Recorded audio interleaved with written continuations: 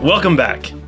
Can you think of a time that you were around a lot of people and most of them knew the answer to a question that was asked or knew what to do when something went wrong, but no one stepped forward and did what was right?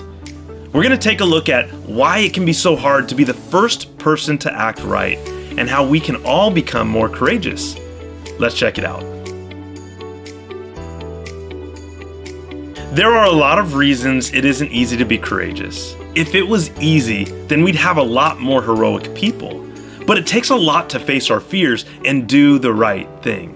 One of the reasons it's hard is because we don't want to be alone in doing what's right, especially if it's scary. Scientists even came up with a name for this called the bystander effect. They found that when there was a crowd of people watching something bad happen, everyone tends to turn into a bystander, which means they just stand around without helping. There have been a number of times that a crime was taking place, and even though someone cried out for help, while they were surrounded by people who could hear, not one person came to help. Many of us have been on a playground when somebody was being bullied or teased, and even when others were watching, no one came to help. It's always sad when people are hurt or mistreated and no one steps in to help.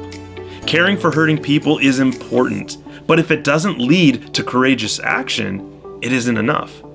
God even says in James 4:17, "So whoever knows the right thing to do and fails to do it, for him it is sin." So why doesn't someone just do what they can to help if they know it's the right thing to do? Sometimes when others are around, we just wait for someone else to take charge and fix it because we don't think of ourselves as a leader.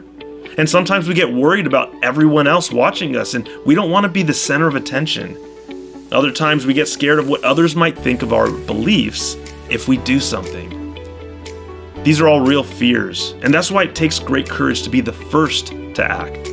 But we find something different when we go into the sea and watch dolphins. Dolphins live in a big family group called a pod, and they are known for taking care of one another. Even though dolphins aren't always bigger, they have a way of dealing with sharks. Dolphins are excellent communicators, and if any dolphin is attacked by a shark, it will call out to the other dolphins who will all swim over and attack the shark by building up speed and ramming them with their face. Many times the sharks are bigger, stronger, and have a lot more sharp teeth. But because they have a mindset to jump into action and help others instead of waiting for someone else to act first, they're able to protect weak or injured members of their pod. On a number of occasions, they've even been observed to go out of their way to protect swimmers from sharks. Could you imagine what our neighborhoods and families would be like if we jumped into action to protect one another like that?